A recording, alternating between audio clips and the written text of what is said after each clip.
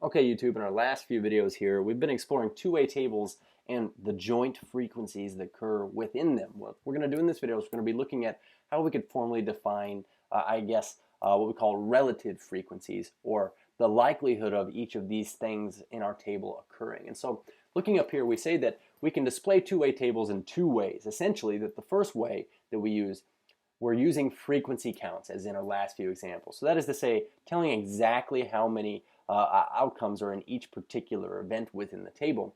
When we look at the other way, we're going to be using what we refer to as relative frequencies. And so a relative frequency, let's go ahead and start by defining what we mean by a relative frequency. We say that it is how often something happens, or its frequency, which are these joint frequencies we have in our table here, divided by all possible outcomes, or the total number of outcomes, which would be our total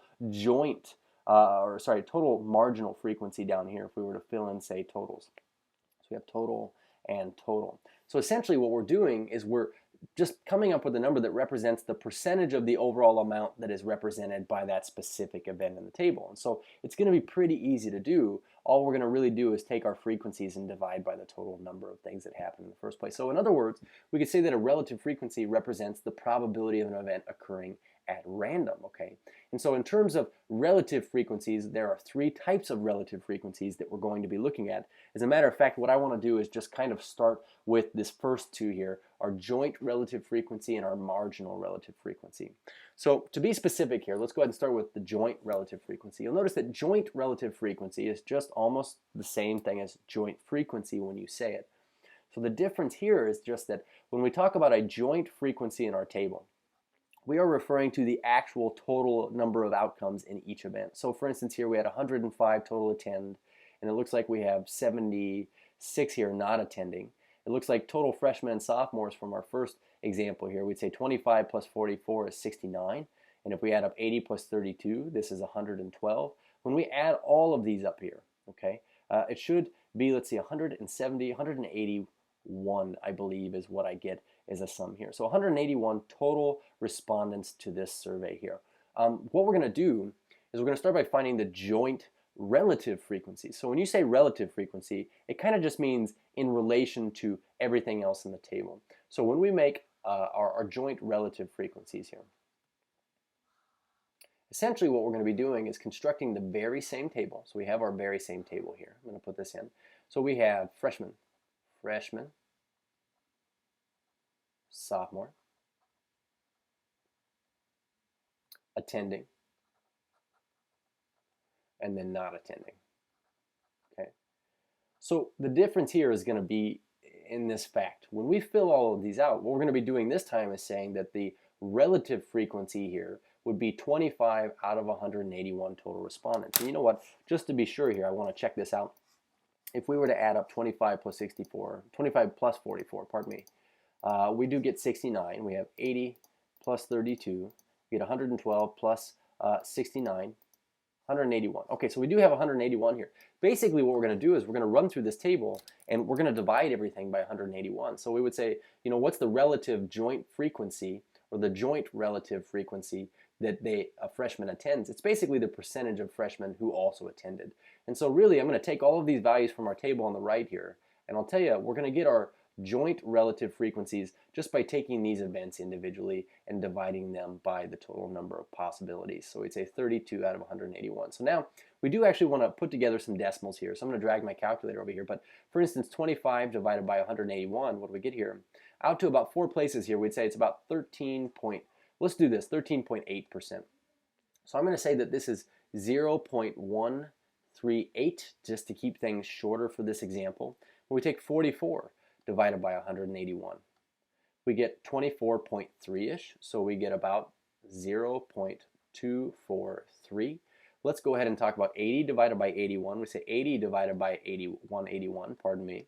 We get 0.444, so we get 0.444-ish. And then for this last one, 32 divided by 181, we get 32 divided by 181.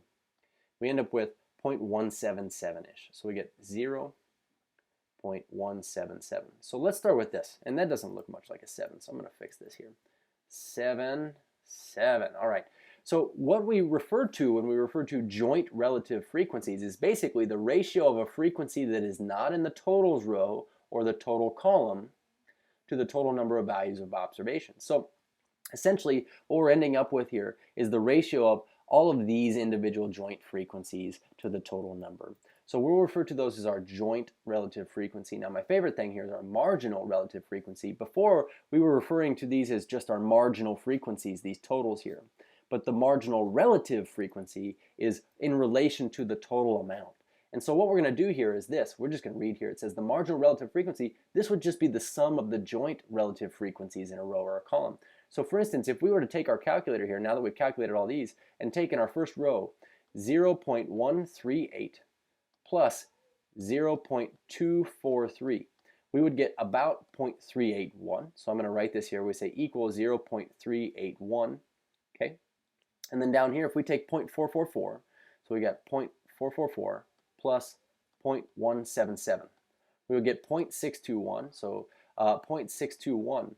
I suppose what I want to notice here, though, is that if we add these up, 0.621 plus 0.381, what I get here is 1.002. So let's try this again. 0.621, 0.621 plus 0.381, we get 1.002. Now, what should these add up to? They should add up to 100% of our stuff here. So essentially, what I want you to see is that we didn't get the values we needed because we had rounded these decimals. So in other words, what are we going to need to do if these right here are only approximately good? What we're going to have to do is we're just say it's the total of all of these in this row. So if we were to add 25 plus 44 here over 181, you'll notice that we still just get this 69 over 181.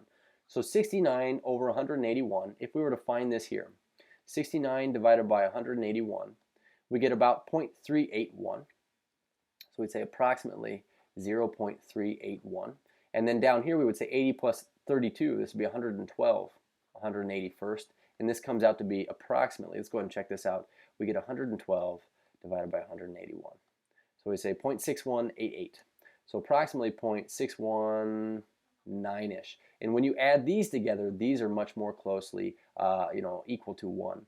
So let's go ahead and talk about our joint marginal frequencies down here. We say 80 plus 25 is 105, and 105 divided by the total amount here. We would say 105 divided by 181. We would get 0.580-ish, so we'd say approximately 0.580.